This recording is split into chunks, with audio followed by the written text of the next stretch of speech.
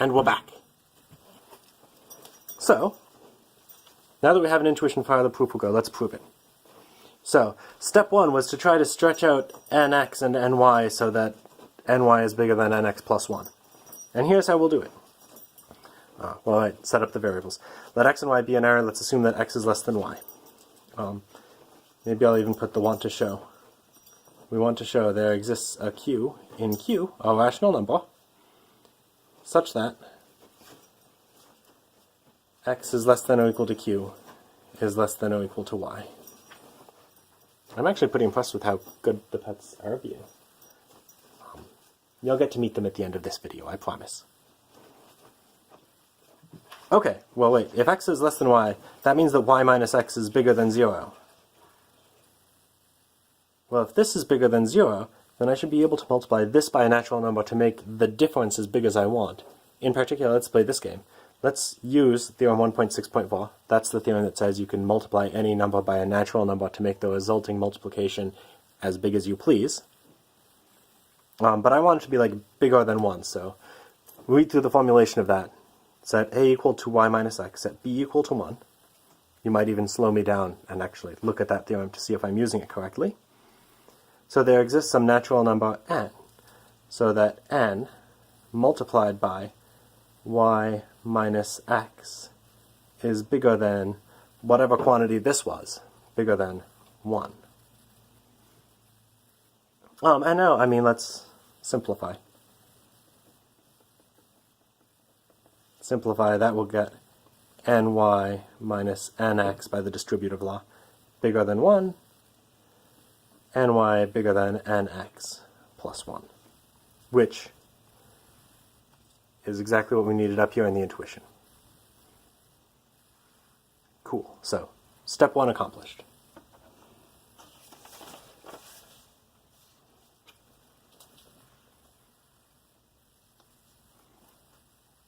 So, the conclusion of the previous step, we got that ny is bigger than nx plus 1, and due to reasons that stem from seeing how the rest of the proof proceeds, I'll translate that a little bit more. So nx is less than ny minus 1. And I'll call that inequality 1.2. So from now on, 1.2 will refer to that. Until the bottom of this proof, and then that convention will be reset. So here's the game. So if you like, this is just going back to the motivation. If I can find some m in the integers with nx less than m less than ny, then we can divide by this parameter n, which is a natural number, to get x less than or equal to m over n less than or equal to y. And we'll be done, because this will be a rational number between x and y, which is exactly the goal. So let's play the game. So I'm going to try to come up with a way of, like we saw in the motivation, I want to conjure up the biggest natural number that's less than ny. Because the biggest natural number less than ny should be like the natural number that's less than ny but bigger than nx. So let's let big A denote the set of all integers, m in z, such that m is less than ny.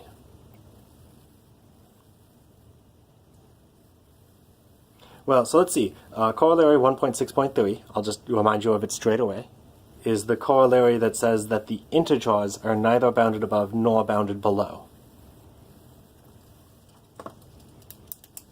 Which you can go to a previous page to see this, but I'll just asterisk it and put it in the margin.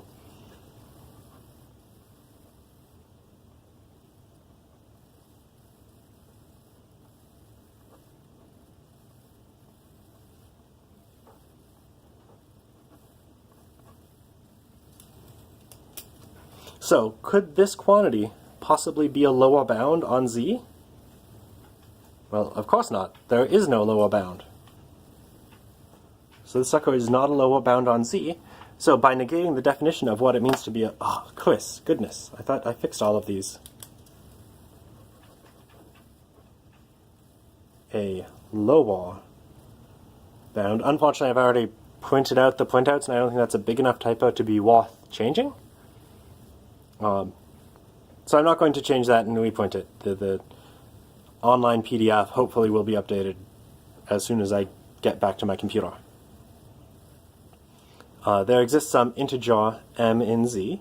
So let's see, it's not a lower bound, so there should be something in the integers which demonstrates that this is not a lower bound. So that I should be able to find something in the integers less than that. So some integer m with m less than ny. But I didn't explain why I cared about that. Is this m in the set A? Well, let's see. That m satisfies the defining condition, and it's an integer. So let's see. M is in Z, and m is less than ny, the defining condition of the set A. So m is in A. Awesome. So there's something in A. A has an element, so A is not empty. And you notice right there I used another one of Archimedes' properties. But wait. This A, everything in A is less than ny. So ny, by its very by A's very definition, ny is an upper bound on A. So this set, A, has a supremum. There's a supremum of A. Let's call it S. So this S, right, it's supposed to have the job of, like, trying to be the biggest thing in a set. Not every set has a biggest element, but every set has a supremum. This turns out to be in the set A, but I'm not going to take the effort of proving that it's in the set A, because honestly, I don't care. I care a little bit, but the proof will work even without that knowledge. Call it S. So what's the game? This S is now the least upper bound, the least upper bound on A. So here's what I'll do. I'll take epsilon equal to a half. Theorem 1.5.6 implies that there's something in A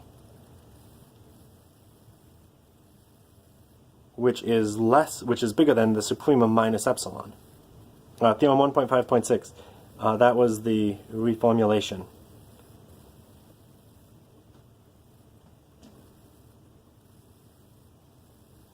Of the supremum.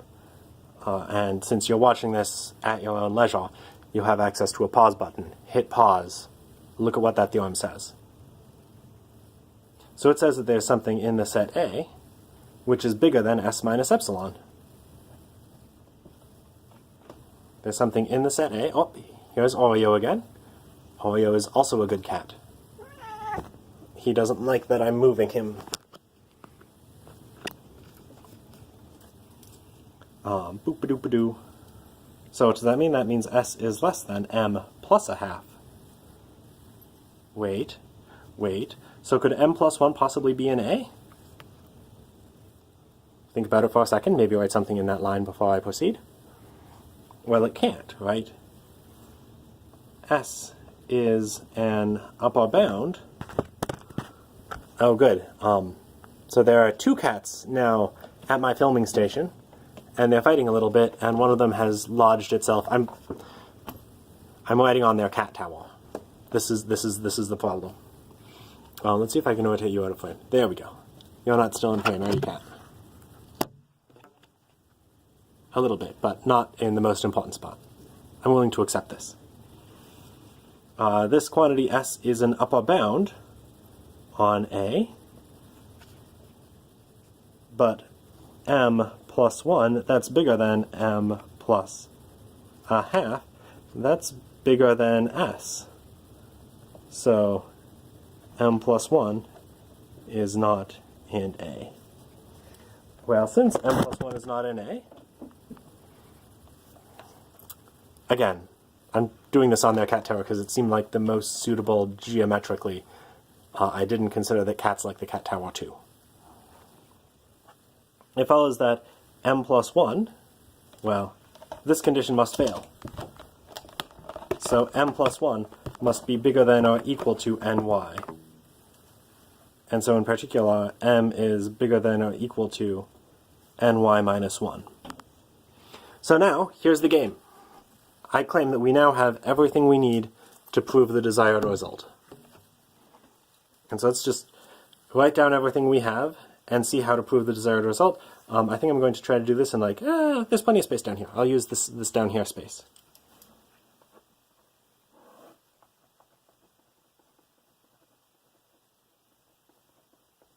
And this is like the type of scratch work that I would never want to see in your write-up, but I want to show you where the proof comes from in addition to the proof. You might even pause right now and say, well, I know how to do it, so let's just do it. And that's fair game. You have to watch to the end of the video if you want me to show you the various pets and my messy basement. So, scratch walk. Let's gather together the things we have. Right now I know nx is less than ny minus 1. That's equation 1.2. Equation 1.3 says that ny minus 1 is less than or equal to m. And maybe, well, let's also write this down. M is in A. What does that imply? That means m is less than ny. So let's try to gather together all of these in order to get the result.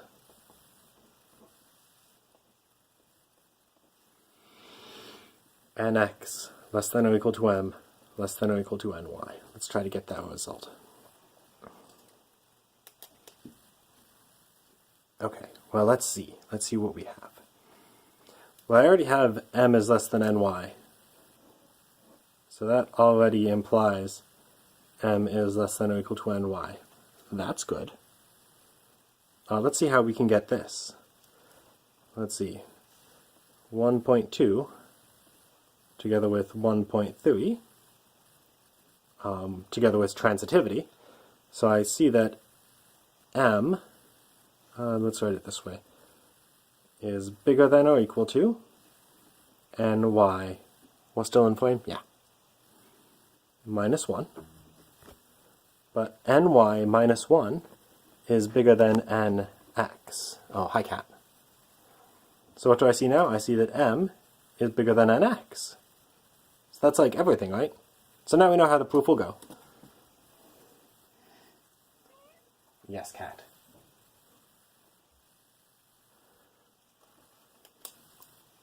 Alright.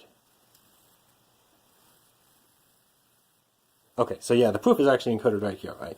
So we want to show nx is less than, well, we just want less than or equal to. It looks like we'll get strictly less than. So let's see. Since m is in A, we have m is less than ny. Good.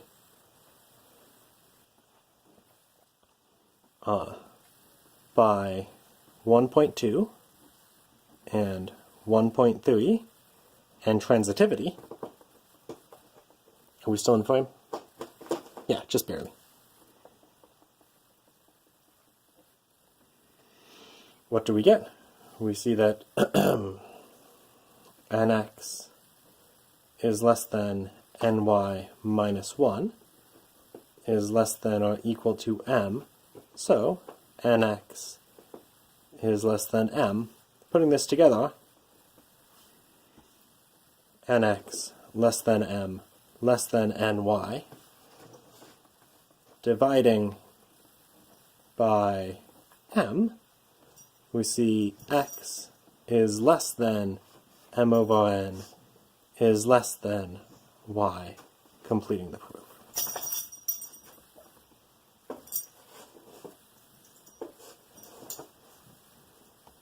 Cool. So, the last thing to point out is there is a homework assignment associated with today, which is going to have you do kind of an in-depth analysis of something about suprema and infima.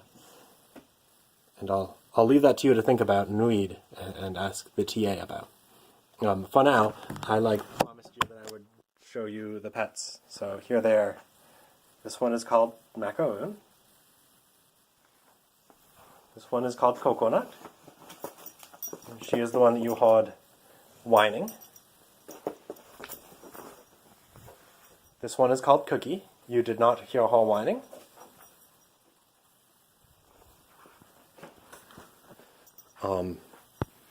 And the remaining ones you did not see. That may have been like super motion sickness inducing. I don't know how to emboss the screen. Anyhow, I hope you enjoyed this mini lecture. There's the cat tower that we were walking on. You have a fantastic weekend. I'll see you on Monday.